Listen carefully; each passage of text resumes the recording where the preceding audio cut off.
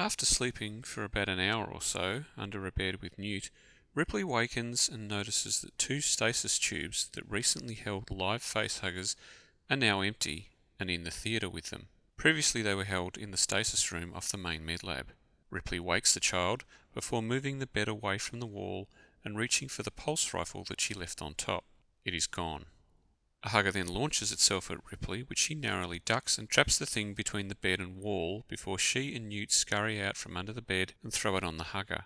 Ripley and Newt head for the door, which is locked, and Ripley spots her gun outside as the hugger scuttles around the edge of the room, out of view behind some equipment. Ripley pleads on the security cameras for Hicks to help them. Then at Newt's urging, tries to break the observation window to the rest of the medical suite with a chair, to no avail.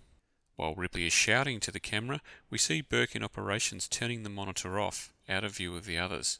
This pretty much settles any argument as to how the huggers got from one room to another, how they escaped, how the gun got outside, and how the door got locked.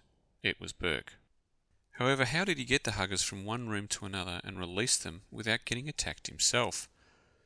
Rough calculations suggest the stasis tubes could weigh between 50 and 70 kilos when full of fluid. Something of a struggle for a man of Burke's stature, especially when trying to do it quietly, though not out of the question. Could he have emptied them of the fluid prior to opening them in the theatre where Ripley and Newt were sleeping? Not a good idea. The huggers didn't react instantly to the human presence when they were initially discovered, suggesting they were perhaps sleeping or in some state of suspended animation. Emptying the tubes of fluid would certainly make them more active, thus endangering Burke.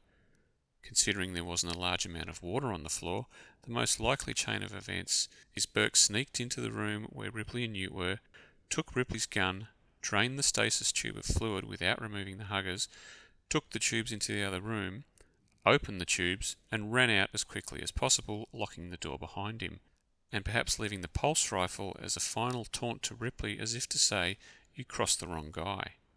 Since one of the empty tubes is moving when Ripley wakes up, perhaps it was all this activity that woke her up in the first place.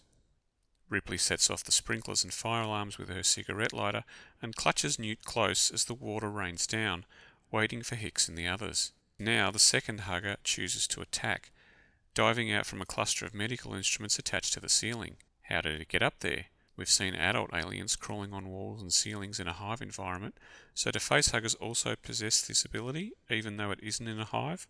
Or did it merely jump up there? It had ample opportunity to attack Newt or Ripley prior to Ripley setting off the alarms. Did it deliberately wait for a better opportunity, such as the sprinklers going off? In fact, both huggers had opportunities to attack Ripley and Newt while they were asleep, but didn't. When Ripley wakes up and sees the empty stasis tubes, one is rolling side to side. Had it just been vacated by the hugger and that's what woke Ripley up? Or was it just the air conditioning? Are the huggers attracted to movement and didn't immediately sense the slumbering humans? Or are they attracted to heat, and the portable heater near the bed masked Ripley and Newt's presence? The hugger from the overhead hits Ripley in the chest, but she manages to throw it to the floor. She crawls, backing away, the creature now running after her again before pouncing, forcing her into a corner.